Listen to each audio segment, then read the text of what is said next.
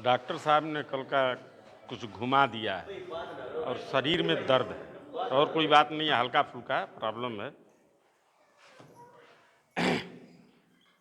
अभी आपने डॉक्टर साहब से सुना, ये सही बात है कि रुपए पर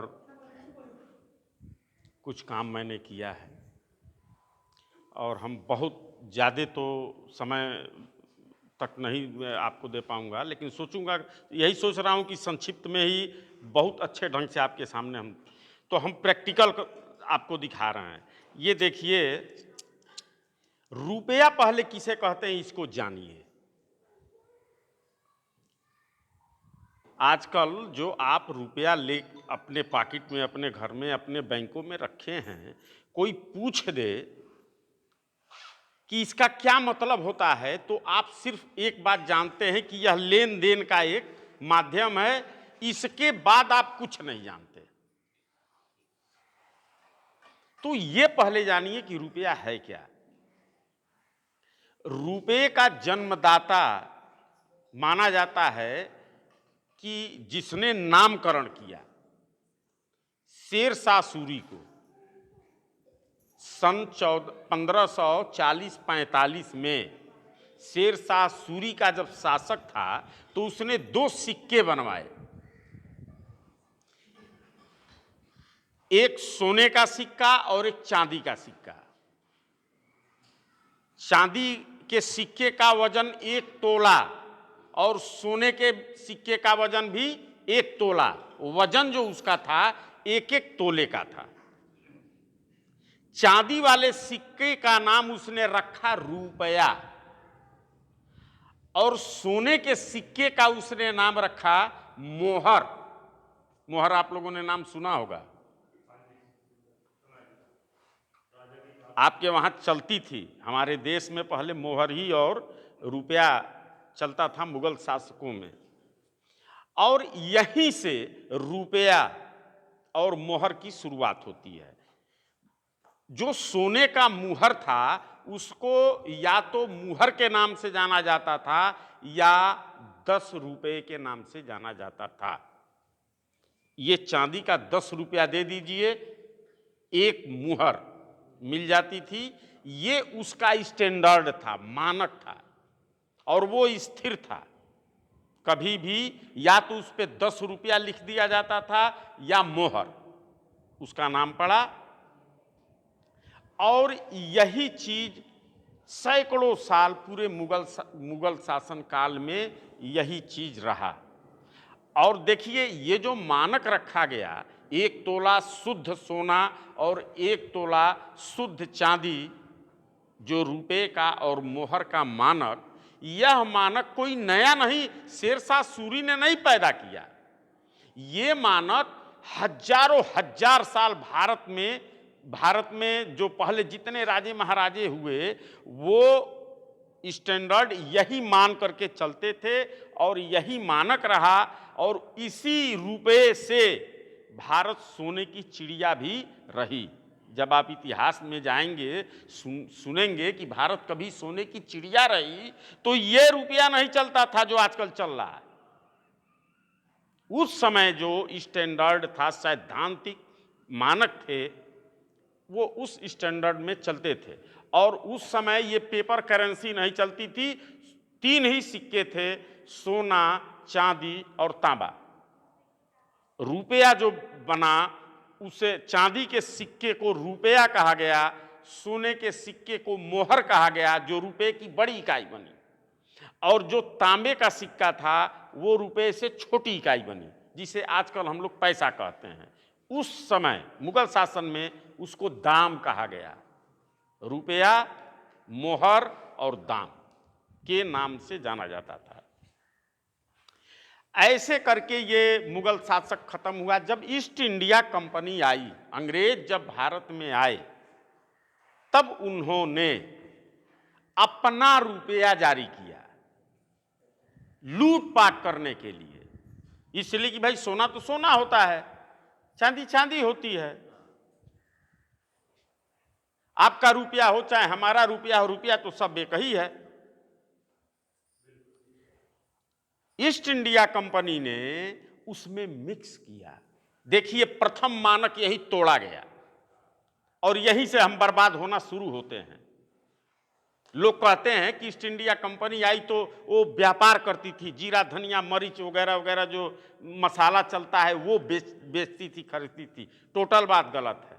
उन सबों का मुख्य धंधा ही रुपया था और ईस्ट इंडिया कंपनी ही ब्याज, जो ब्याज आजकल चलता है बैंक में, बैंकिंग ब्याज, ये दोनों और बाजार, ये रुपये का जो भाव खोला जाता है, बाजार, बैंकिंग और ब्याज, यह तीनों ईस्ट इंडिया कंपनी ने पैदा किया। काहे लिए? तो हम लोगों को लूटने के लिए। अर्थशास्त्र में इन तीनों का कोई जगह नहीं है, कोई जगह नहीं है, क्योंकि मुद्रा कोई वस्तु नहीं है कि यह बाजार में बिकेगा। मुद्रा एक स्टैंडर्ड है, मूल्य मापने का एक बाट है। जैसे किलोग्राम, भार को तौलने के लिए हमको गेहूं धान अगर तौलना हो तो उसको किलोग्राम से तौलने के लिए वो बाट बनाया गया। ठीक उसी तरीके से मूल्य को मापने का यह एक बाट था और उसने इस मानक में लगभग 1-1 ग्राम रुपया में और मोहर में मिक्स किया, ईस्ट इंडिया कंपनी ने, अंग्रेजों ने। और अब उस मोहर का नाम बदला। उसने मोहर पर लिखा east India company rupees, east India company मोहर, 10 रुपये। और उसने जो उस समय 10 रुपये उसका मूल्य था, उसका मूल्य भी बढ़ाया और लिखा 15 रुपये। जो मोहर 10 रुपये की थी, जब ईस्ट इंडिया कंपनी आई तो कितने की हो गई? 15 रुपये की।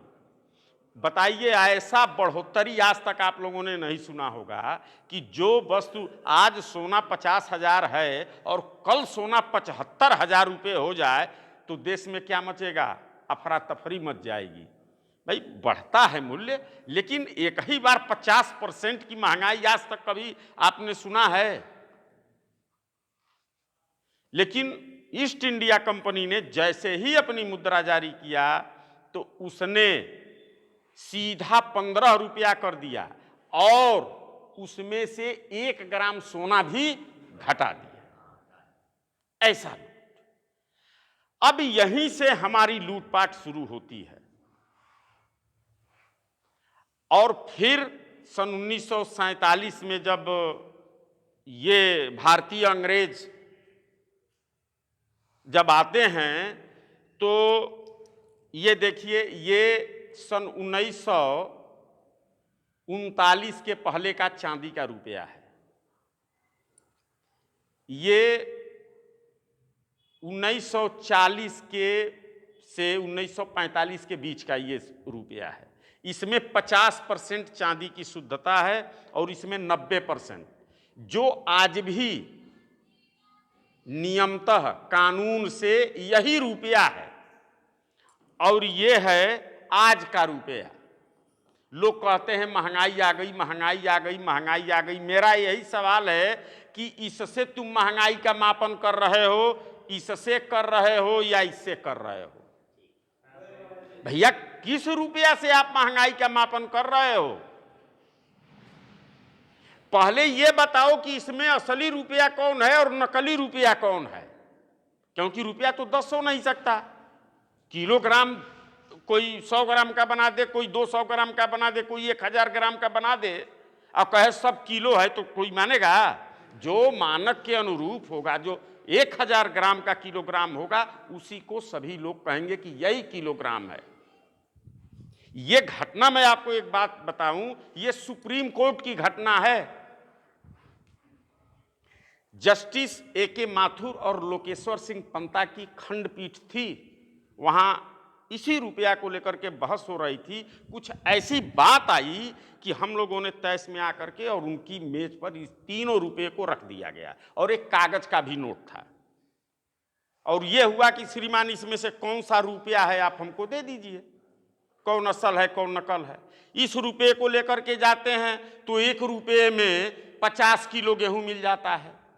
इस रुपये को लेकर के जाते हैं तो 25 किलो गेहूं मिलता है, और इस रुपया को लेकर के जाते हैं तो 1 कप चाय भी नहीं मिलता है। इसमें कौन रुपया वैध है और कौन अवैध है, ये आप हमको बता दीजिए। वहां उस खंडपीठ की बोलती बंद हो गई, एक जुबान भी नहीं बोली, और हम लोगों ने उन जजों की ऐसी की तैसी की। कुछ ऐसी घटनाएं थी, मैं अब उसका बहुत विस्तार में नहीं जाऊंगा। कहने का मतलब कि आज भी कोई इस बात को बताने वाला नहीं है, और ये पूरे भारत की जनता को पट्टी पढ़ाई जाती है, महंगाई आ गई, महंगाई आ गई। और हुई क्या, तो ये जितने रुपए का सोना और चांदी था ये सब लूट लिए और कागज का रुपया हमको दे दिए। पेपर करेंसी क्या है ये आम जनता जानती ही नहीं। पेपर करेंसी एक्ट 1882 में बनाई गई, और पेपर करेंसी एक्ट में स्पष्ट उल्लेखित है कि ये जो पेपर करेंसी है वो सोने का लीगल टेंडर है, अर्थात सोने का, गोल्ड का वो दस्तावेज है। जैसे आपकी खेत है और इसकी जोत बही है ना, आपका मकान है तो इसका क्या कहते हैं, रजिस्ट्री होती है ना, तो उस रजिस्ट्री में अगर आपका खेत का है तो उसकी लंबाई, चौड़ाई, चौहद्दी सब कुछ दिया जाता है। उसकी प्रक्रिया है, कानूनी प्रक्रिया है। ठीक उसी तरीके से मकान का भी है, ठीक उसी तरीके से इस रुपये का भी एक्ट बना है। आप ये मत समझिए, और जब हमने एक्ट मांगा इन लोगों से तो सब लोगों ने हाथ खड़ा कर लिया, कहा हमारे पास वैध रुपये का कोई दस्तावेज उपलब्ध नहीं है, ऐसे लिखा। तो जब वित्त मंत्रालय, भारत सरकार ये शब्द लिख करके दे रही है कि वैध रुपये का कोई दस्तावेज उपलब्ध नहीं है, तो तुम ये बताओ जो रुपये से लेन देन करवा रहे हो ये वैध है कि अवैध है। अभी वो बुक निकलेगा, उसमें कुछ विस्तार से दिया जाएगा। कहने का मतलब कि ये लोग चारों तरफ से घिर चुके हैं, और ये अवैध रुपये से हम लोगों का खूब भरपूर शोषण कर रहे हैं। और इस शोषण में सबसे अधिक अगर तबाह और को परेशान कोई है तो वह पहले नंबर में इस देश का किसान है। और हमने ये बिल्कुल फैसला कर लिया है कि किसानों को जो ये कर्जदार बनाए हैं, वैसे तो वो किसान हो, मजदूर हो, चाहे उद्योगपति हो, कोई भी हो, अगर वो कर्जा लिया है, उसकी कुड़की, नीलामी या नोटिस वोटिस भेजे हैं, अगर इस तरीके का बैंक ने कोई भी काम किया है तो आप बेशक, सुनील हैं चाहे बल्लारा जी हैं, तमाम आप लोग जो कार्यकर्ता हैं, आप उनसे संपर्क कीजिए, उसको तुरंत रुकवा दिया जाएगा।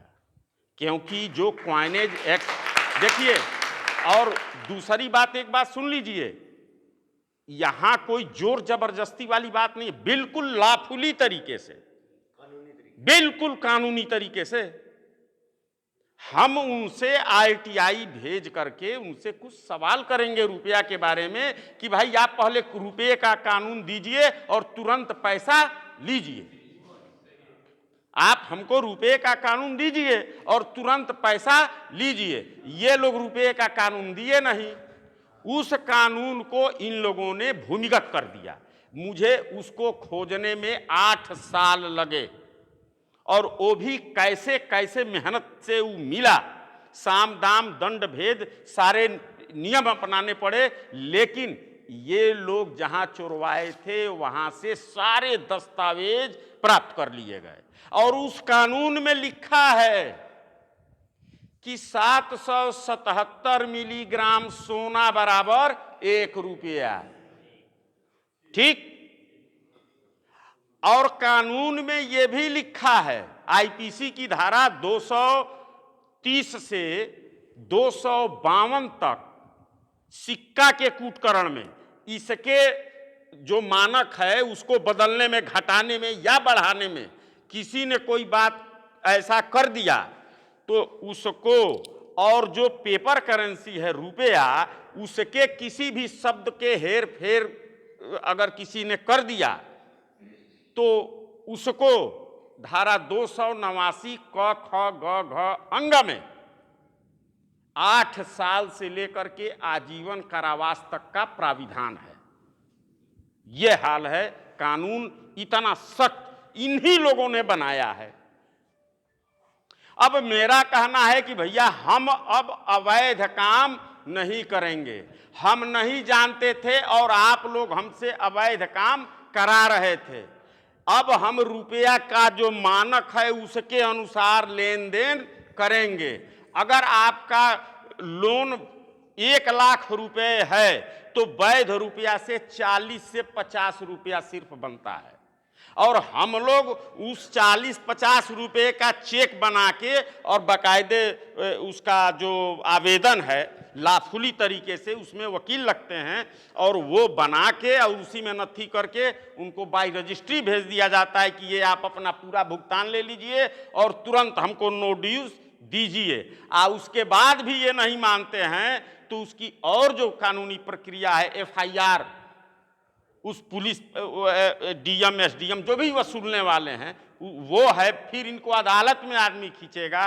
कहने का मतलब कि यह अब गैर कानूनी काम हम नहीं करेंगे।